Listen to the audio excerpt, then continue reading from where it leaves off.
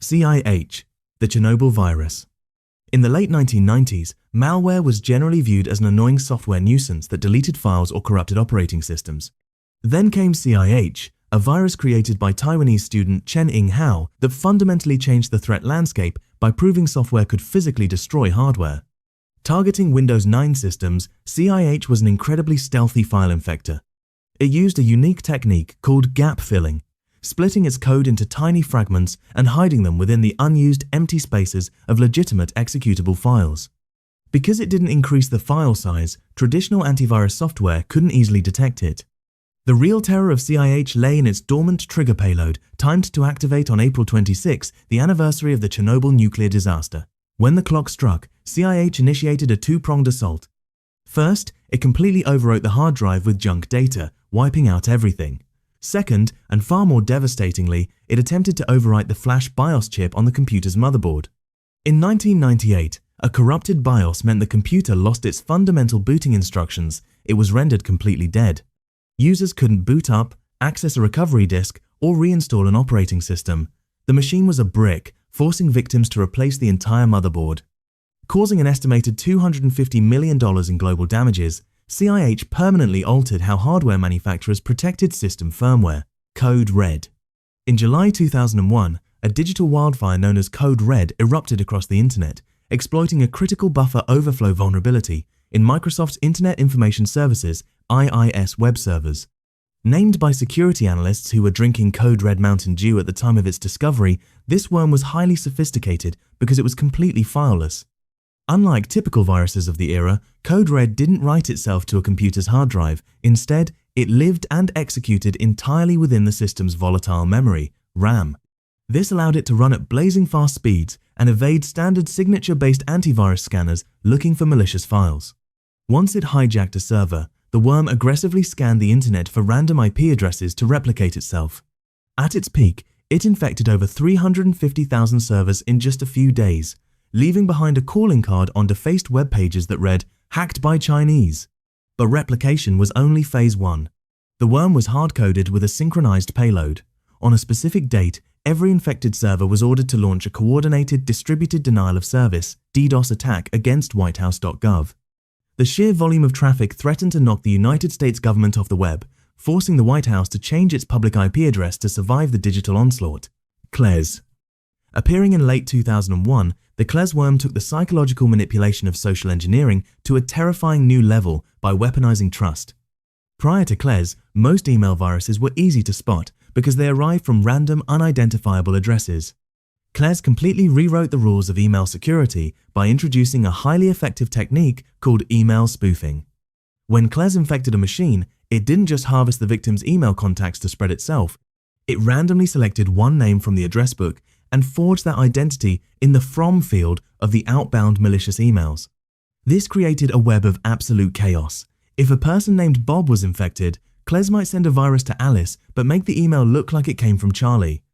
Alice would blame Charlie for sending malware, while Bob remained completely undetected as the true source.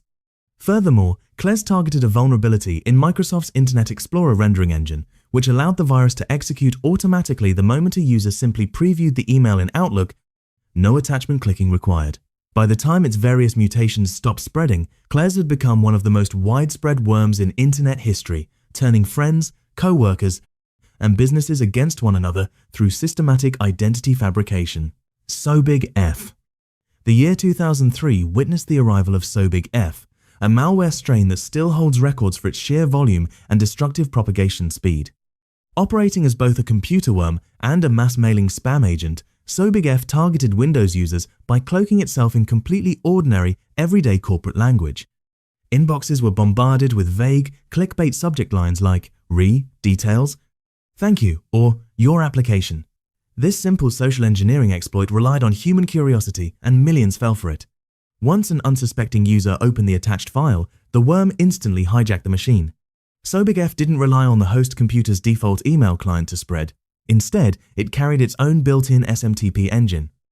This allowed it to silently blast out copies of itself to every email address it could scrape from the victim's hard drive, independent of any user interaction.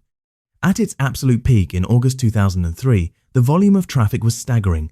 Approximately 1 out of every 17 emails moving across the global internet was a copy of the Sobig.F virus. It choked corporate networks, crashed enterprise mail servers under the weight of pure data volume, and ground global business communications to a near halt, causing over $30 billion in damages. Agent.BTZ. In 2008, a simple USB thumb drive laid bare the vulnerabilities of the most powerful military force on Earth. Agent.BTZ was a worm designed to spread silently via malicious code hidden inside the Windows Auto-Run feature, which automatically executed programs when a flash drive was plugged into a computer. The crisis began when a rogue USB drive, suspected to have been planted by foreign intelligence operatives, was intentionally left in a parking lot at a US military base in the Middle East. A soldier picked it up and plugged it into a military laptop. Unbeknownst to the soldier, that laptop was connected to SIPRnet, the secret Internet Protocol Router network, the highly classified, supposedly secure network used by the US Department of Defense to transmit tactical military data. Agent.BTZ immediately executed, established a backdoor, and began scanning the classified network for sensitive files to exfiltrate. The resulting breach triggered a massive Pentagon panic. It took the US military nearly 14 months of grueling work under a classified operation named Buckshot Yankee to fully purge the malware from their systems. This single incident fundamentally altered global geopolitics, forcing the Pentagon to completely ban USB drives and directly accelerating the creation of the US Cyber Command. Conficker. Discovered in late 2008, Conficker, also known as Downadup, represents one of the largest, most sophisticated botnets ever assembled. Exploiting a critical vulnerability in the Windows Server service, Conficker was able to spread across networks entirely on its own, without requiring any human interaction or clicked links. It moved like a ghost, infecting millions of government, corporate, and home computers across more than 190 countries, effectively turning them into an army of zombie computers waiting for a command from an anonymous master. What paralyzed the global cybersecurity community was Conficker's unprecedented defense mechanisms. It blocked infected computers from accessing antivirus websites, disabled system security tools, and used an advanced domain generation algorithm, DGA, to cycle through up to 50,000 random web domains every single day to look for instructions. The world watched in panic as a countdown in the code pointed to April 1, 2009 as the day the botnet would activate. Tech companies, academic institutions, and law enforcement agencies formed a global coalition to stop it. Ultimately, the creators never pulled the trigger to activate the botnet's payload, leaving Conficker as an ominous, multi-million node ghost army whose true purpose and creators remain a mystery to this day. Kournikova. In February 2001, long before modern social media existed, a 20-year-old Dutch student named Jan de Wit managed to paralyze email infrastructure worldwide using nothing but human desire and basic internet trickery.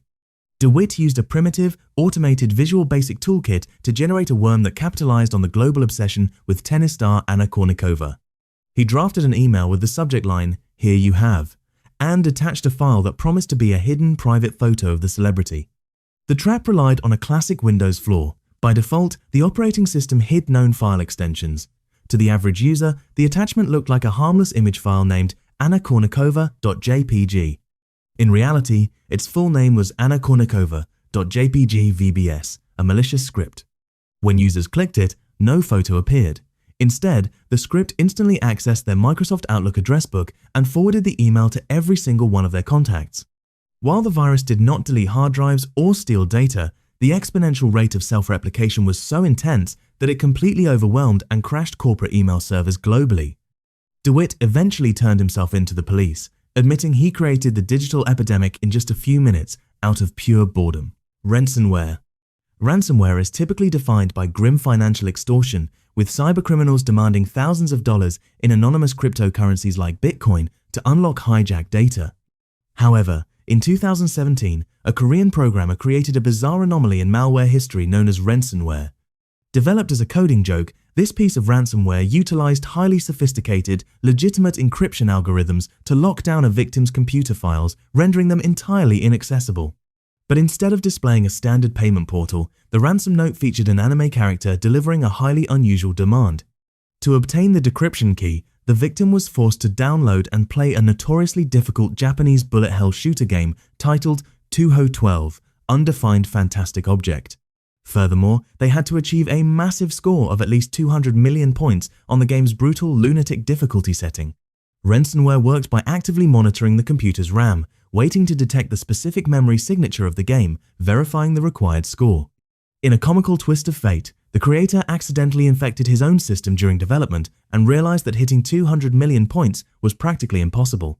To fix his mistake, he quickly programmed and released a memory editing cheat application that fooled the ransomware into thinking the score had been achieved, saving his own files and those of his accidental victims.